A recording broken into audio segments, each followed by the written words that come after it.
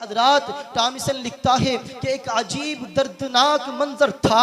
उलमा को सुवरों की खालों में बंद करके जलते हुए तन्नूरों में डाला जाता, उलमा के जिस्मों को तांबे से दागा जाता, उलमा को हाथियों के ऊपर खड़ा करके दरख्तों से उनकी गर्दनों को बांधकर हाथियों को चला दिया जाता। सदाए इश्क हूँ नजराने दिल लेके आया हूँ, सदाए इश्क हूँ नजराने दिल लेके आया हूँ, यही एक चीज़ थी लाने के काबिल लेके आया हूँ, और ज़हे जज्बों कशिश ये होश तक बाकी नहीं मुझको, मुझे दिल लेके आया है कि मैं दिल लेके आया हूँ। मोहतरम बुज़ुर्ग और अज़ीज़ दोस्तों, आज़ादी के ताल्लुक़ से उलमा का क्या किरदार रहा, जंग आज़ादी में चंद बातें अर्ज़ करनी है, लेकिन उससे पहले मैं कहना चाहूँगा कि लहू में डूबी हुई है फ़िज़ाए अर्ज़ो वतन, लहू में डूबी हुई है फ़िज़ाए अर्ज़ो वतन, मैं किस ज़ुबान से कहूँ जश्न आज़ादी मुबारक हो। मोहतरम बुज़ुर्ग और अज़ीज़ दोस्तों, आप सभी जानते हो कि आज 15 अगस्त यानी योम आज़ादी का दिन है। मुल्क हिंदुस्तान के अंदर रहने वाला हर शख्स, मुस्लिम हो या हिंदू, सिख हो या ईसाई, किसी भी मज़हब, किसी भी फ़िरक़े से ताल्लुक़ रखने वाला इंसान हो, इस दिन को बड़े ही ज़ोर व शोर के साथ मनाता है। चूँकि 26 जनवरी और 15 अगस्त मुल्क हिंदुस्तान की एक अहम तरीन और यादगार तारीख़ है, लेकिन अफसोस की बात यह है कि आज मुल्क हिंदुस्तान के कोने कोने में, मुल्क हिंदुस्तान के गोशे गोशे में ये आवाज़ लगाई जा रही है, ये सदा गूंज रही है कि जंग आज़ादी की लड़ाई सिर्फ हिंदुओं ने लड़ी, बल्कि यहाँ तक कहा जा रहा है कि हिंदुस्तान हिंदू राष्ट्र है और मुसलमानों के दीनी इदारों को, इन मदरसों को दहशत गर्दी का अड्डा करार देने की नारवा कोशिश की जा रही है, और कहा जा रहा है कि मुसलमानों ने इस देश के लिए कुछ नहीं किया। मेरे दोस्तों, आप लोग तो सिर्फ इस चीज़ से वाकिफ़ हो कि 15 अगस्त के दिन ये देश आज़ाद हुआ, लेकिन मैं आज आपके सामने एक ऐसी तारीख़ बयान करूँगा जिसको पूरे हिंदुस्तान के लोग भुला चुके हैं, और वो लोग सिर्फ अपनी तारीख़ बयान करते हैं। वो कहते हैं कि हमारे लोगों ने हिंदुस्तान को आज़ाद कराया, वो नहीं जानते कि सबसे पहली जंग कब शुरू हुई, वो भूल चुके हैं कि सबसे पहले आलम जिहाद बुलंद करने वाले कौन थे। तारीख़ उठाकर देखो, जब अंग्रेज़ हिंदुस्तान में आया था 1601 में, तो उस वक्त दिल्ली के शहर में 1000 दीनी मदारिस थे, लेकिन 1864 में एक दीनी मदरसा भी पूरे बर्रे सगीर में मौजूद नहीं था।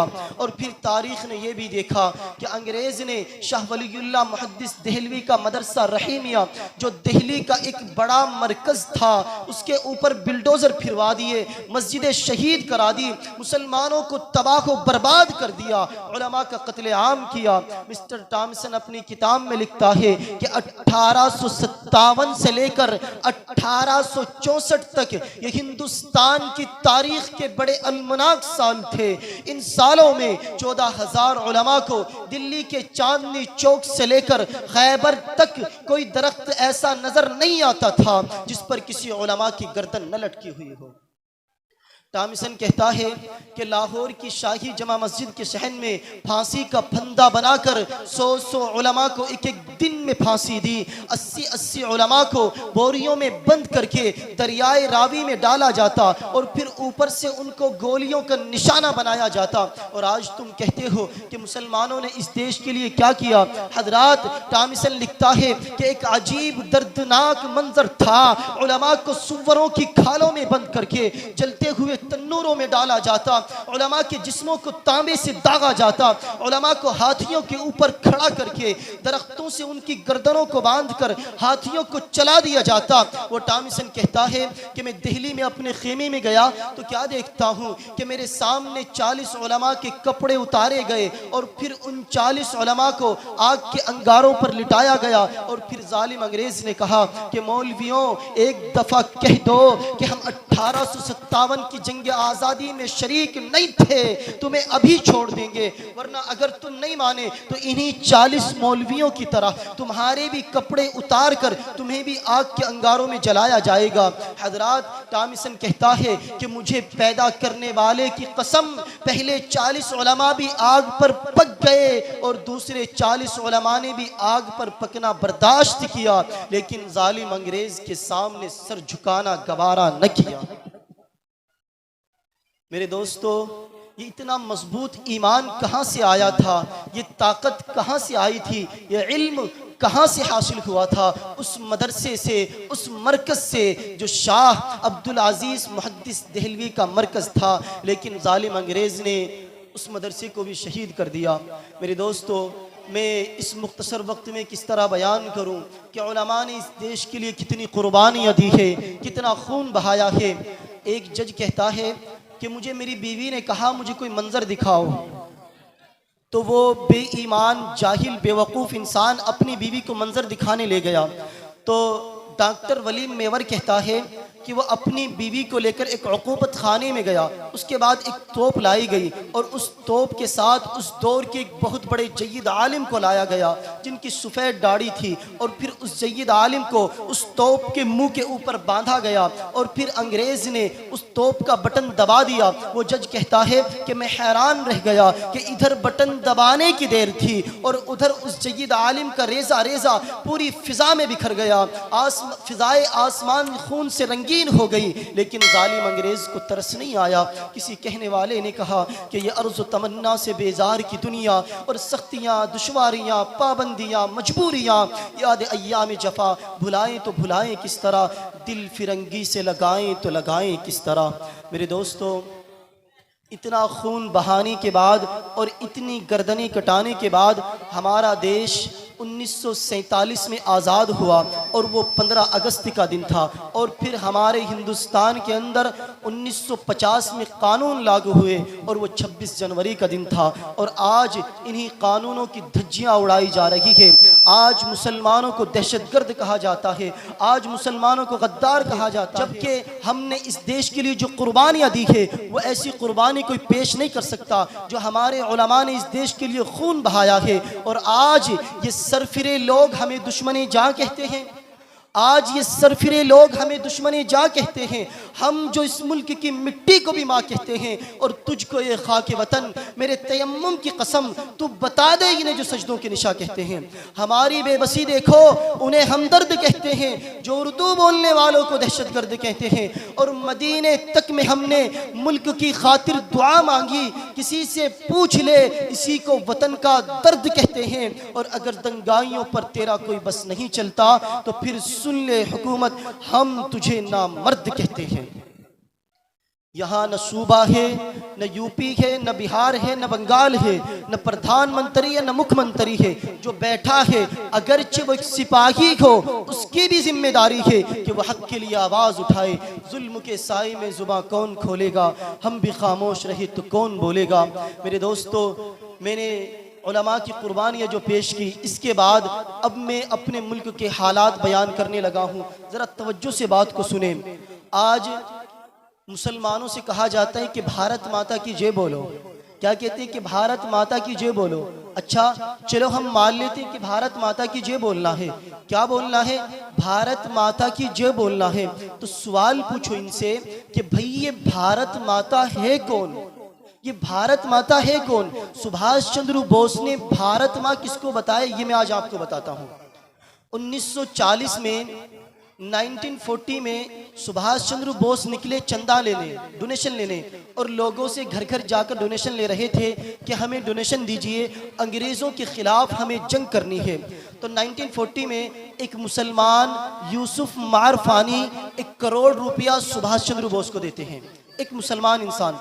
और उस मुसलमान इंसान के घर में एक बूढ़ी औरत बैठी होती है। वो बूढ़ी औरत ज़ोर ज़ोर से रोने लगती है। तो सुभाष चंद्र बोस उस बूढ़ी माँ से कहते हैं, बूढ़ी माँ तू क्यों रोती है?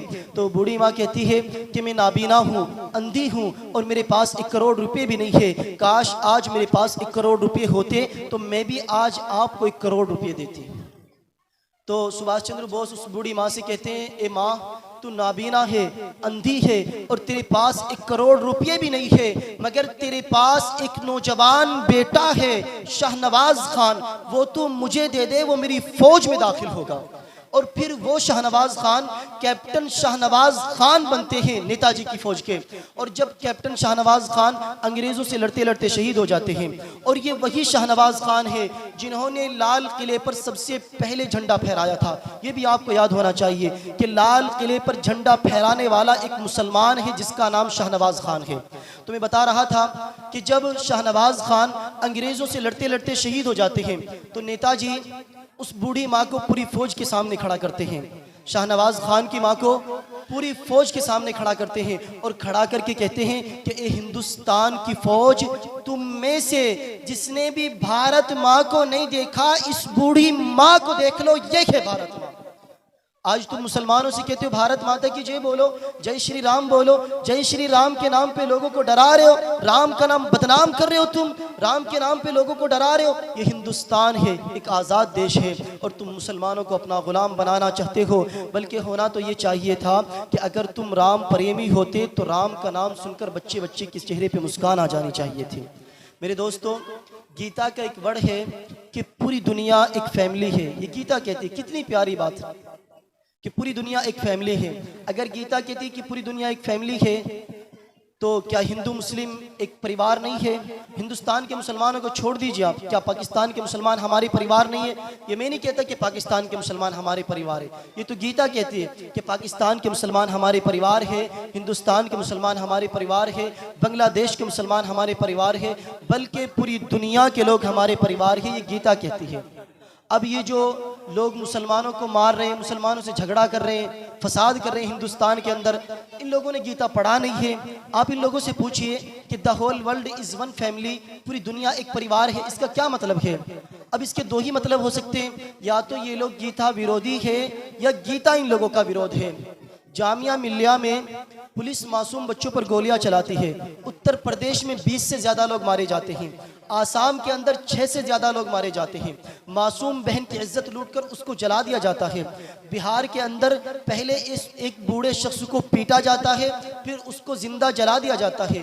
और आज ट्विटर पर ऐसे लोग हैं जो ट्वीट करते हैं और लिखते हैं कि अमित शाह सन 2002 गुजरात राय फिर से करो। ये क्या हो गया मेरे हिंदुस्तान को? पूरी दुनिया में मुझे कोई ढूंढ के दिखा दे, कोई ऐसा देश नहीं मिलेगा जहां कॉमन मासिस, जहां कॉमनेंस आम इंसान जालिम को, बर्बरियत को, फसाद को सेलिब्रेट कर रहा हो, जश्न मना रहा हो। ये काम तो गुंडे करते हैं, चोरों चक्के करते हैं। जब आम नागरिक ट्विटर पर जाकर ये कहता है कि अच्छा हुआ वो मारा गया, तो मुझे इस बात पे सवाल है कि ये क्या हो गया मेरे हिंदुस्तान को? क्योंकि पूरी दुनिया में ऐसा कहीं नहीं हो रहा है जो हमारे हिंदुस्तान के अंदर हो रहा है। और ये सिर्फ इसलिए हो पाया क्योंकि आज ये लोग कामयाब हो गए हिंदू मुस्लिम को बांटने में, और इनको कामयाब होने हमने दिया है। हमने बताया नहीं इनको कि हम अपने हिंदू भाइयों से कितनी मोहब्बत करते हैं। हमने बताया नहीं इनको कि what is the idea of India. देखो, अगर आपको आइडिया ऑफ इंडिया को समझना है तो आपको जवाहरलाल नेहरू और मौलाना अबुल कलाम आज़ाद के रिश्ते को समझने की ज़रूरत है। मौलाना अबुल कलाम आज़ाद जब पहला इलेक्शन लड़ते हैं तो नेहरू उनसे आके कहते हैं कि आज़ाद एक ऐसी डिस्ट्रिक्ट ढूंढ लीजिए आप जहां मुस्लिम मेजॉरिटी हो। तो आज़ाद पलटकर कहते हैं कि अगर मैं मुस्लिम मेजॉरिटी एरिया से इलेक्शन लड़ूंगा तो इस संविधान पर, इस देश पर और मुझ आज़ाद पर लानत है। मैं हिंदू मेजॉरिटी एरिया से इलेक्शन लड़ूंगा और जीत के दिखाऊंगा। This is the idea of India. मैं आपसे पूछता हूं मुसलमानों कि अगर आज सन 2022 में मौलाना अबुल कलाम आज़ाद जिंदा होते तो ये बात कह पाते? Because they have change the idea of India, क्योंकि उन्होंने हिंदुस्तान के तरीके को बदला है। आज ये न्यू इंडिया की बात करते हैं। हमें न्यू इंडिया नहीं चाहिए, हमें पुराना इंडिया ही चाहिए जो था हमारा पुराना इंडिया बहुत अच्छा है। देखो, आप लोगों ने रानी लक्ष्मीबाई का नाम तो सुना होगा ना? रानी लक्ष्मीबाई का नाम सुना है आप लोगों ने? बहुत लड़ी मर्दानी, वो झांसी वाली रानी लक्ष्मीबाई का नाम बताया गया आपको, लेकिन आपको आधा अधूरा इतिहास बताया गया। रानी लक्ष्मीबाई अंग्रेज़ों के ख़िलाफ़ जंग लड़ रही थी, ये तो बताया गया आपको, लेकिन उनकी फ़ौज को कौन लीड कर रहा था ये नहीं बताया गया आपको। उनकी फ़ौज को एक मुसलमान मीर बख्शी सली लीड कर रहे थे। और जब मीर बख्शी सली, रानी लक्ष्मीबाई और अंग्रेज़ों की और उनकी पूरी फ़ौज अंग्रेज़ों के किले पर पहुंचती है, तो रानी लक्ष्मीबाई मीर बख्शी सली से कहती है कि ए मीर बख्शी सली, तू किले के दरवाजे के सामने खड़ा है, दरवाज़ा क्यों नहीं तोड़ता? तो मीर बख्शी सली कहते हैं कि ए रानी, दरवाजे के एक तरफ मंदिर है, दूसरी तरफ मस्जिद है, पहले इन दोनों में से किसी एक को तोड़ना होगा। तो रानी बेझिझक कहती है कि ए मीर बख्शी सली, तुम मंदिर को तोड़ दे, तुम मंदिर को तोड़ दे, लेकिन जल्दी से अंदर दाखिल हो जा। तो मीर बख्शी सली की आंखों में आंसू आ जाते हैं। वो अपनी मुसलमान फौज से पलट कर कहते हैं कि मुसलमानों की फौज, तुम्हारी रानी ने तुम्हारी मस्जिद को बचाने के लिए अपने मंदिर को कुर्बान कर दिया। आओ हम अहद करते हैं कि जब तक हमारी जान में जान बची है, जब तक हमारे जिस्म में खून का आखिरी कतरा बचा है, हम अपनी रानी की रक्षा करेंगे, रक्षा करेंगे, रक्षा करेंगे। ये है हमारे हिंदुस्तान का इतिहास। लेकिन आज इस इतिहास को छुपाने की साजिश की जा रही है। किसी कहने वाले ने what is the idea of India 2 लफ्ज़ों में लिख दिया, और जब मैं ये 2 सेंटेंस पढ़ता हूँ तो मेरे रोंगटे खड़े हो जाते हैं। सुभाष चंद्र बोस लिखते हैं, we will live in a country where there is no fear and live a respectful life, कि हम ऐसे देश में रहें जहाँ बेखौफ होकर रहें और सर उठाकर चल सकें। मुझे बताओ मुसलमानों, कि आज हम अपने ये देश में कर पा रहे? बोलो, कर पा रहे? नहीं कर पा रहे, क्योंकि आज हम अपने ही देश में खौफजदा होकर रह रहे हैं। इसलिए मैं कहता हूं कि जब जब जुल्म करेगा सत्ता की गलियारों से, चप्पा चप्पा गूंज उठेगा इनकलाब के नारों से। और बस एक बात कहना चाहता हूं मुसलमानों, अगर इज्जत की जिंदगी गुजारना चाहते हो, अगर अपनी आने वाली नस्लों को जिंदा देखना चाहते हो, अगर अपने बच्चों को मुस्तहकम और मजबूत बनाना चाहते हो, तो आओ कौमियत और बुग़्ज़ अदावत की जंजीरों को तोड़कर आगे निकलो और मुल्क की बका के लिए जिद्दोजहद करो। बस आखिर में यही कहना चाहूँगा कि ये जान वतन की है, मेरी जान नहीं है।